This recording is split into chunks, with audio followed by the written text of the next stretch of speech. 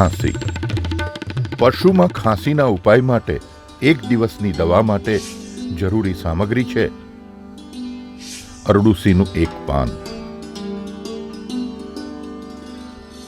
તુલસીના પાન 1 મુઠ્ઠી, લસણ 5 કળી, હળદર પાવડર 10 ગ્રામ, કાળા મરી 10 ગ્રામ અને ગોળ જરૂરિયાત પ્રમાણે.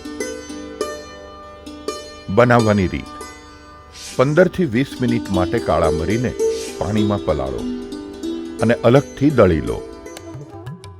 બધી સામગ્રી ભેગી કરી ગોળ સાથે દળીને એની પેસ્ટ બનાવો.